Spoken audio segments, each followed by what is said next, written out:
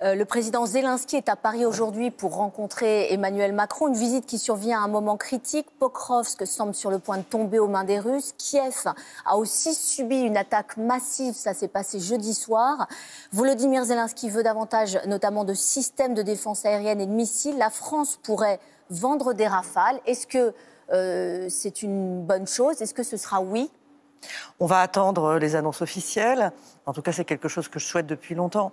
Notre meilleure assurance vie à nous, Français, pour notre sécurité en Europe, c'est d'aider les Ukrainiens. Il faut le faire massivement, mais il faut le faire vite. Donc tant mieux s'il y a une annonce sur des Rafales ou sur des systèmes anti-aériens.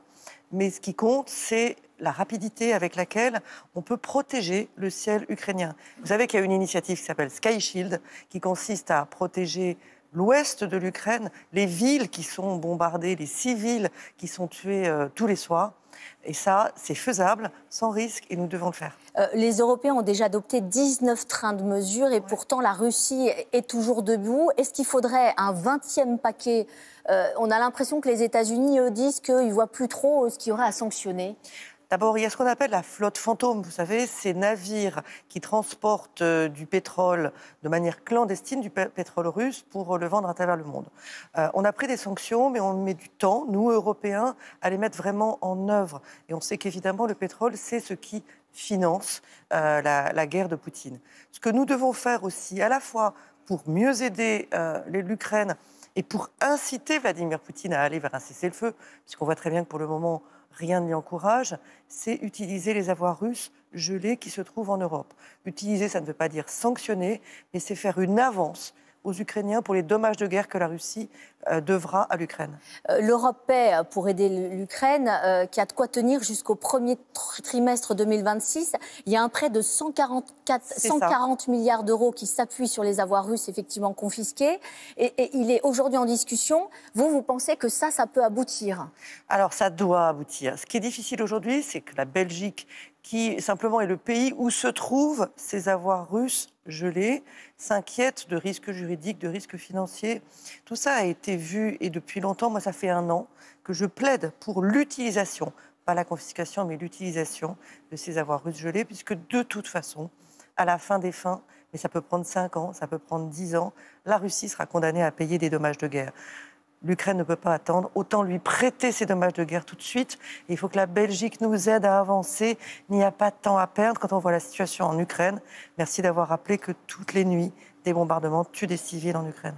Un dernier mot, le président Zelensky est aussi fragilisé par un scandale de corruption. Oui. 2 ministres limogés, un de ses proches en fuite après des accusations de pot de vin dans le secteur énergétique. Le chancelier Merz, dont le pays, je le signale, fournit la plus grosse aide militaire, a demandé à Zelensky plus de fermeté contre la corruption. Est-ce que la France, elle aussi, a besoin d'être rassurée ?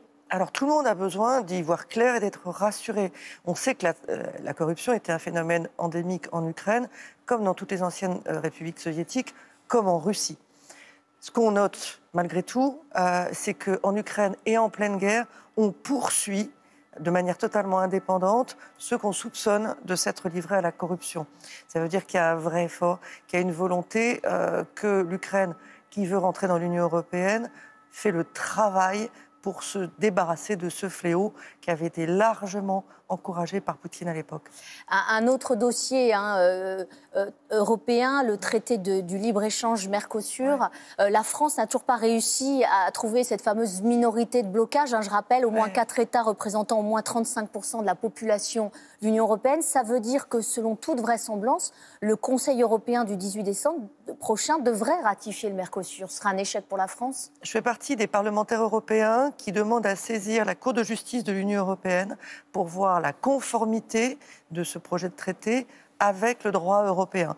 Parce que mon rôle de parlementaire européenne, c'est de protéger les Européens, notamment les agriculteurs. Il y a eu des progrès qui ont été accomplis grâce à la France, ce qu'on appelle les clauses de sauvegarde, si jamais le marché était inondé par des produits et faisait dégringoler les prix. Mais il faut plus. Il faut des clauses miroirs. Les clauses miroirs, on n'y est pas encore. On n'y est pas encore. Ça veut dire que nous continuons à pousser pour la protection de nos agriculteurs. Je suis très favorable au commerce international, à la différence de certains, mais pas au détriment de nos éleveurs, de nos agriculteurs. Donc vous pensez qu'il y a encore un coup à jouer, si je puis dire, sur le Mercosur pour la France ? Il ne faut jamais baisser les bras. Et au Parlement européen, ça n'est pas que des Français. Nous sommes plus de 140 à avoir décidé de saisir la Cour de justice de l'Union européenne. Vous êtes à la tête de la commission spéciale sur le bouclier européen de la démocratie. Sa mission, c'est d'étudier les ingérences étrangères sur les réseaux sociaux, les médias. Vous dites aujourd'hui, il y a un climat tendu aussi bien aux États-Unis avec Donald Trump qu'en France. Il y a des propositions qui vont être faites. Il y a des propositions qui ont été faites par la Commission européenne pour lutter contre les ingérences, mais plus largement pour protéger nos démocraties de ce virus qui vient de l'extérieur, mais parfois qui vient de l'intérieur. Et pour moi, après 10 mois de travail, il y a une chose qui me frappe, une évidence, c'est que si nous voulons protéger la qualité de l'information, il faut commencer par protéger les médias et protéger les journalistes. Et je suis très inquiète de ce que je vois dans mon pays en ce moment. C'est une trumpisation du débat public, où dès qu'un parti politique est mécontent de la façon dont quelque chose est traité, il se livre à des attaques en meute contre les journalistes. Ça a été le cas, par exemple, de l'extrême droite vis-à-vis de Thomas Legrand, on s'en souvient. Ça a été le cas, et c'est très malheureux, de la ministre de la Culture vis-à-vis de Patrick Cohen, elle l'a même menacé. Ça a été le cas, et c'est souvent le cas, de LFI vis-à-vis de beaucoup de journalistes. Vous en avez fait les frais. Moi, ce que je veux dire, c'est que le harcèlement des journalistes, c'est la trumpisation du débat politique et c'est le début de la dégradation de la démocratie. Nous avons besoin d'informations fiables. Laissons-la entre les mains des professionnels et surtout que les politiques n'interviennent pas. Un dernier mot sur le budget qui poursuit son rythme, son chemin parlementaire. Le Sénat, avec une majorité de droite, devrait détricoter tout ce qui a été fait à l'Assemblée nationale, notamment les concessions faites aux socialistes, à commencer par la suspension de la réforme des retraites. Est-ce que vous dites que c'est salutaire ? Vous le jugez comment, ce budget, en l'état ? Écoutez, je me mets à la place de tous les Français qui voient cette espèce de débat politique complètement embourbé. D'abord, on ne sait pas ce que va être le budget, on ne sait pas ce que seront les impôts des uns et des autres, on ne sait pas ce que seront les dépenses publiques. On voit des députés qui ont rajouté des dépenses et plus ou moins rajouté des impôts, mais le déficit, Amélie de Montchalin l'a dit, je crois que c'est hier, devrait encore atteindre 5% du PNB. On a l'impression qu'on a complètement oublié quand François Bayrou, à juste titre, avait alerté tout le monde en disant qu'on hypothéquait notre avenir, on hypothéquait l'avenir de nos enfants, que la dette, le déficit, ça n'était pas tenable. Et pour le moment, ce que les députés ont montré, c'est, à part ceux de mon parti qui ont été très cohérents, qui ont voté contre la suspension de la réforme et contre à la fois des impôts absurdes et des dépenses encore trop élevées, un peu de cohérence. Le reste de la classe politique a été assez irresponsable, il faut le dire. Mais est-ce que vous dites que Sébastien Lecornu a tort finalement de faire un compromis pour assurer la stabilité et finalement, quel qu'en soit le prix ?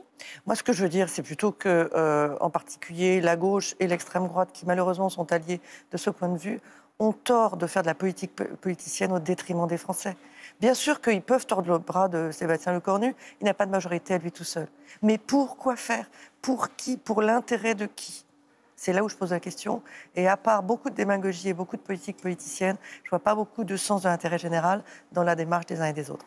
Vous pensez que ça peut se terminer comment, ce budget ? Est-ce que ça peut bien se terminer ? Est-ce que ça doit se terminer par ordonnance, par loi spéciale ? Ce qui est triste, c'est que si ça se termine bien, comme vous le dites, c'est-à-dire un budget votable par l'Assemblée telle qu'elle l'est aujourd'hui, ça sera un budget qui ne répondra pas aux besoins de la France et des Français. C'est la raison pour laquelle, chez Horizon, nous disons rien ne se passera avant l'élection présidentielle, malheureusement, mais tous les jours, les députés des autres partis nous donnent raison, parce qu'ils n'arrivent pas à dépasser à la fois leur clivage et leurs préoccupations immédiates de politiciens pour penser aux Français.